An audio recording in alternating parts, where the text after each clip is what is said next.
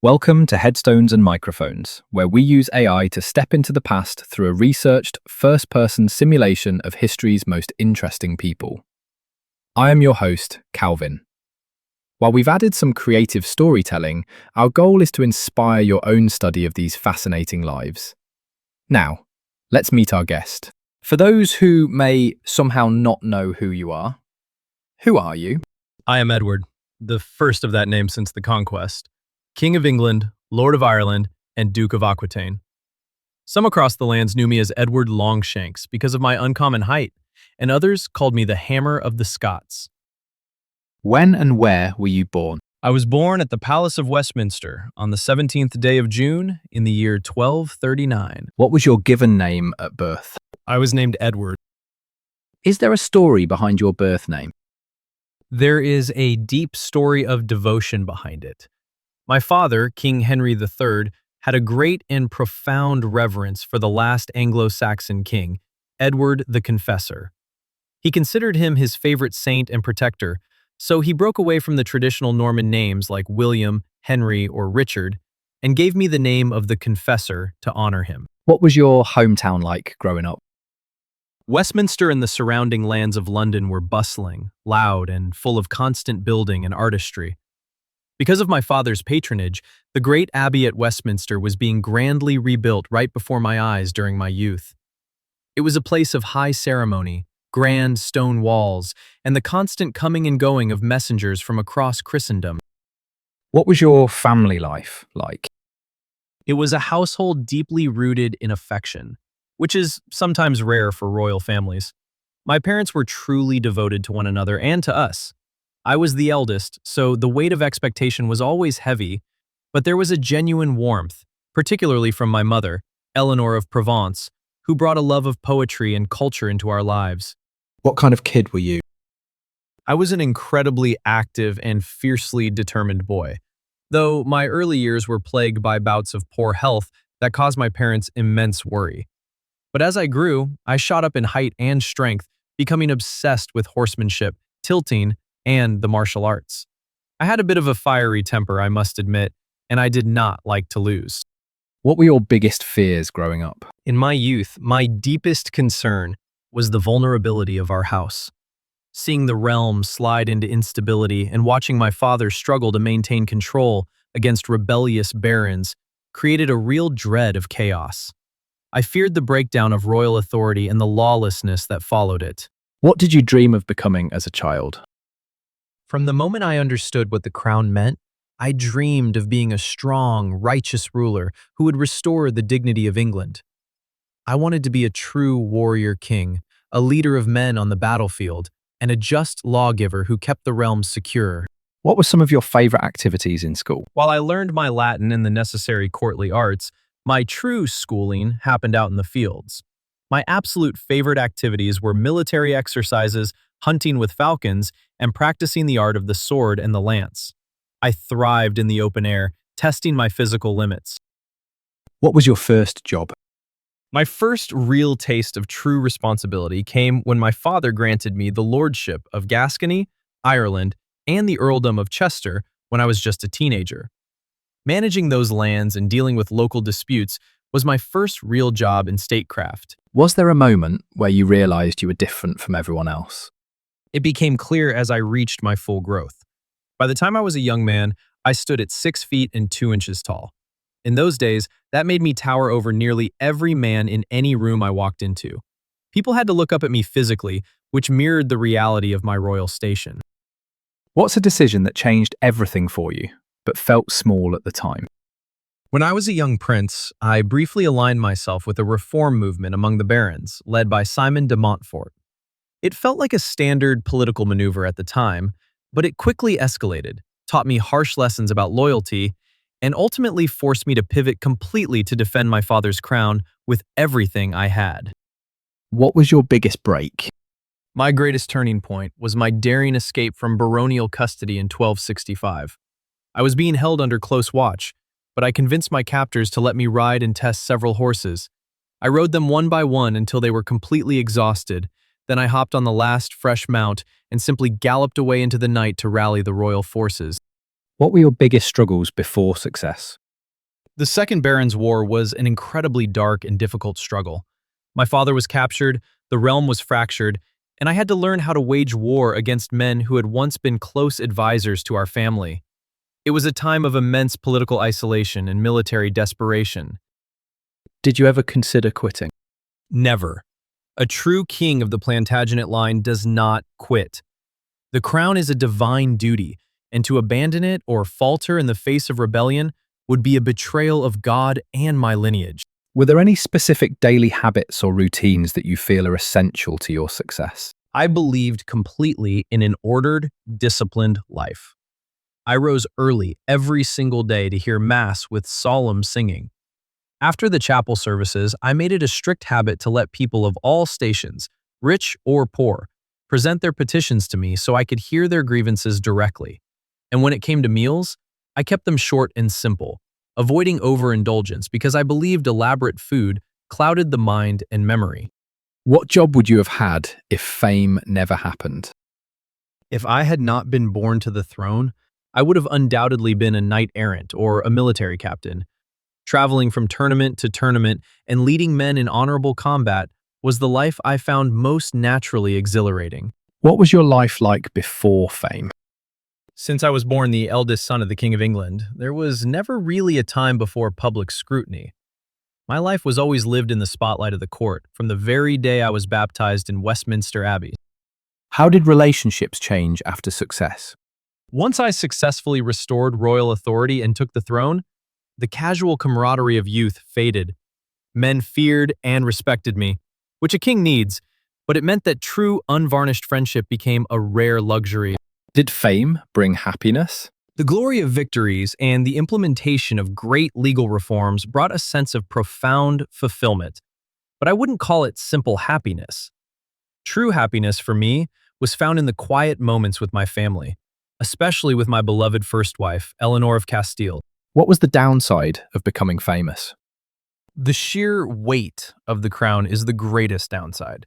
You are constantly besieged by financial pressures, military campaigns that keep you away from home, and the reality that every decision you make can lead to the loss of brave men's lives. What misconceptions did people have about you? Many people viewed me strictly as a harsh, unyielding, and brutal warrior because of my campaigns in Wales and Scotland. While I was absolutely uncompromising when it came to securing my borders, they often missed the fact that I was deeply committed to the law, to establishing Parliament, and that I possessed a great love for music and a soft heart for my children.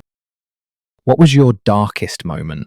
The year 1290 brought the absolute shattering of my world when my beautiful queen, Eleanor, passed away. We'd been married for 36 years, and she accompanied me everywhere, even on crusade. The grief was so overwhelming that I erected stone crosses at every single place her funeral cortege stopped on the journey back to London. What past regrets did you carry that you spoke about? I openly expressed my deep regret that I was never able to return to the Holy Land to finish the work of the crusade. I had taken the cross, and the failure to secure Jerusalem and return there as a defender of Christendom was something that weighed heavily on my conscience. What's something people misunderstood about your life? People often misunderstood my aggressive campaigns as mere greed for land. In my mind, it was always about restoring order, enforcing ancient legal rights, and bringing the entire island under a single, unified, and functional system of justice. Tell me about a time when everything went wrong and how did you handle it? During the Welsh campaigns, we faced brutal terrain, ambushes, and severe supply shortages that threatened to destroy the entire effort. I handled it by refusing to retreat. I ordered the construction of massive, impregnable stone castles like Conwy and Caernarfon to permanently secure our positions, and we cut down vast forests to clear safe passages for our armies. Did fame and fortune change your life? It did not change my core character. Wealth was merely a tool to fund the governance of the realm and build defenses, and my position was a duty I was born to fulfill, not a prize that altered who I was at heart. What personal battles were you fighting privately? For much of my adult life, I had to fight against a naturally fierce, explosive temper that could lead to sudden acts of severity. I constantly had to strive for the self-control required to be a just judge rather than an angry ruler. Who had the biggest influence on your life?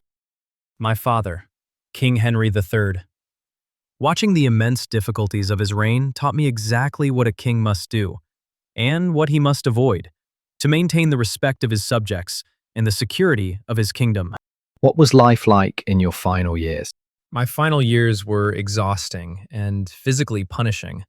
My health was steadily failing, and I was consumed by the constant, stubborn resistance in Scotland. My household records from those days were filled with entries for various medicines, ointments, and specialized leather leggings to help ease my constant ailments. What were you working on in your career before you passed away? I was actively leading an army north to face Robert the Bruce. Even though I was incredibly weak, I insisted on riding out to direct the military campaign myself to bring the Scottish borders back under control. When and where and how did you pass away, and how old were you? I passed away on the 7th day of July in the year 1307 at Berg by Sands, just south of the Scottish border. I was 68 years old, and my body finally gave out from a severe, painful bout of dysentery. As my servants lifted me from my bed to help me eat, I collapsed in their arms. What's a random fact about you most people have never heard? Despite my reputation as a rugged warrior, I had a great fondness for the sweetest possible stringed music. At the end of my daily meals, I loved to sit quietly and listen to minstrel players to rejoice my spirits and clear my mind. What's the craziest rumor ever told about you?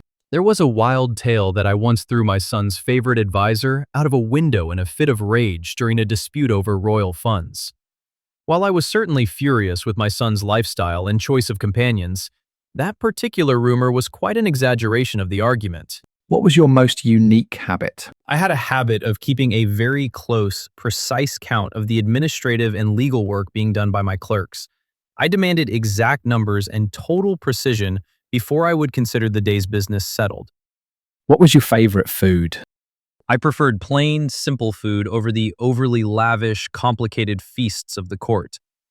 I often said that rich, elaborate dishes bothered my stomach and muddled my memory, so simple meats and well-cut light wines suited me best. Did you have a favorite book? I thoroughly enjoyed listening to the deeds of the Romans and various histories from the Holy Scriptures read aloud to me during the long winter evenings by the fireplace. Did you have any known rivalries? My most famous and enduring rivalries were with the Scottish leaders, most notably William Wallace and later Robert the Bruce, who constantly challenged my authority over the northern realm. Tell us a story nobody talks about. During the siege of Stirling Castle, I ordered the construction of a monstrously large trebuchet called the Warwolf. Before it was even fully assembled, the defenders inside the castle saw it and tried to surrender. But I refused their surrender.